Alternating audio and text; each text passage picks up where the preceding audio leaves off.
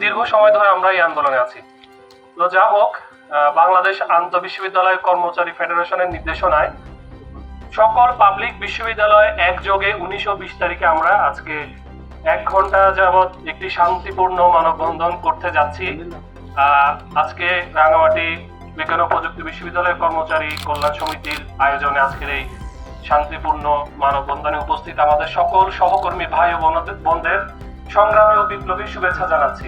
আসলেই আমরা কর্মচারীরা মুক্তিযুদ্ধ পরবর্তী সময় থেকে অদ্যাবধি পর্যন্ত আমরা শোষিত হয়ে আসছি। আর বিশেষ করে এটা বলার অপেক্ষা রাখে না, আমরা যারা পাবলিক বিশ্ববিদ্যালয়ে 11 থেকে 20 গ্রেডের কর্মচারী আছি, বিভিন্নভাবে বৈষম্যমূলক কর্মকাণ্ডের মাধ্যমে আমাদেরকে ধাপে ধাপে বঞ্চিত করা হচ্ছে। মুক্তিযুদ্ধ হওয়ার পর থেকে এই পর্যন্ত যতগুলো পে স্কেল সরকার ঘোষণা করেছে, প্রত্যেকটি পে স্কেলেই আমরা দেখেছি 11 থেকে 20 গ্রেডের বেতন স্কেলে বিশাল বড় একটি তারতম্য। বিগত 2015 সালের জুন মাসে সর্বশেষ একটি পে স্কেল ঘোষণা হয়েছিল।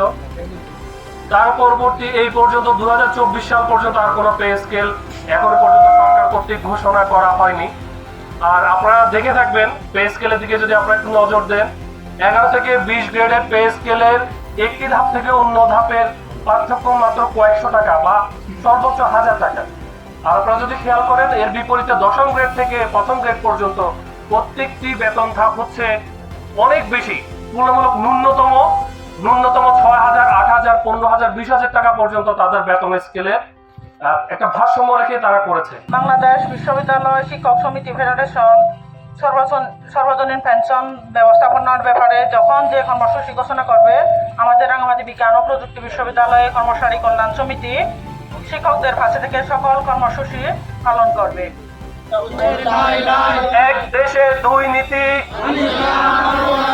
অভিন্ন নীতিমালা